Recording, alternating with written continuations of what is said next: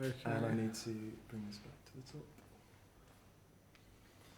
And Rolling. turning here. Okay, one take one.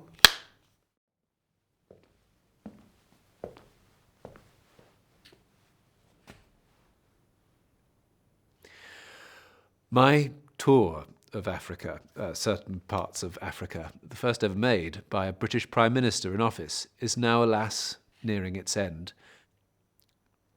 As I've travelled around the Union, I have found everywhere, as I expected, a deep preoccupation with what is happening in the rest of the African continent. I understand and sympathise with your interests in these events and your anxiety about them. Ever since the breakup of the Roman Empire, one of the constant facts of political life in Europe has been the emergence of independent nations. They have come into existence over the centuries in different forms, different kinds of government, but all have been inspired by a deep, keen feeling of nationalism. In the 20th century, and especially since the end of the war, the processes which gave birth to the nation-states of Europe have been repeated all over the world. We have seen the awakening of national consciousness in peoples who have for centuries lived in dependence upon some other power.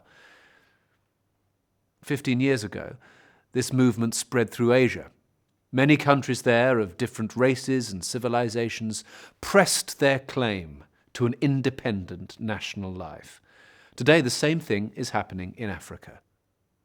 The wind of change is blowing through this continent, and whether we like it or not, this growth of national consciousness is a political fact, and we must all accept it as fact, and our national policies must take account of it.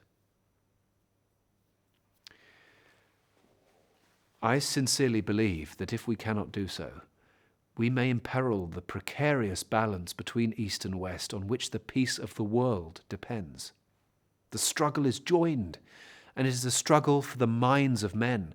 What is now on trial is much more than our military strength or our diplomatic and administrative skill. It is our way of life. At the same time, we must recognize that in this shrinking world in which we live today, the internal policies of one nation may have effects outside it. So, we may sometimes be tempted to say, mind your own business. In these days, I would expand the old saying so that it says, well, mind your own business, but mind how it affects my business too. As a fellow member of the Commonwealth, we are always trying, I think, and perhaps succeeded, in giving to South Africa our full support and encouragement. But I hope you don't mind my saying frankly that there are some aspects of your policies which make it impossible for us to do this without being false to our own deep convictions about the political destinies of free men to which in our own territories we are trying to give effect. I think, therefore, that we ought, as friends, to face together, without seeking, I trust, to apportion credit or blame, the fact that in the world of the day, today, this difference of outlook lies between us. The population of America, like yours, is a blend of many different strains, and over the years most of those who have gone to North America have gone there in order to escape conditions in Europe which they found intolerable.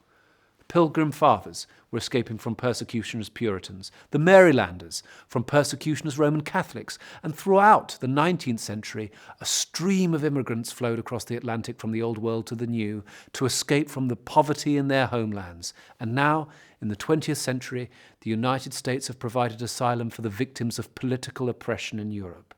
And so for the majority of its inhabitants, America has been a place of refuge, or a place to which people went because they wanted to get away from Europe. It is not surprising, therefore, that for many years the main objective of American statesmen supported by the American public was to isolate themselves from Europe. And with their great material strength and the vast resources open to them, this seemed an attractive and a practicable course. Nevertheless, twice in my lifetime, in the two great wars of this 50 years, they have been unable to stand aside. Twice Their manpower in arms has streamed back across the Atlantic to shed its blood in those European struggles from which their ancestors thought they could escape by emigrating to the New World. And when the Second War was over, they were forced to recognize that in the small world of today, isolationism is out of date, and more than that, it offers no assurance of security. The fact is that in this modern world, no country, not even the greatest, can live for itself alone. What Dr. John Donne said of individual men 300 years ago is true today of my country, of your country, and all the countries of the world. Any man's death diminishes me, because I am involved in mankind, and therefore never send to know for whom the bell tolls. It tolls for thee. All nations are now interdependent one upon another, and this is generally realized throughout the Western world. Russia's been isolationist in her time and still has tendencies that way, but the fact remains that we must live in the same world with Russia, and we must find a way of doing so.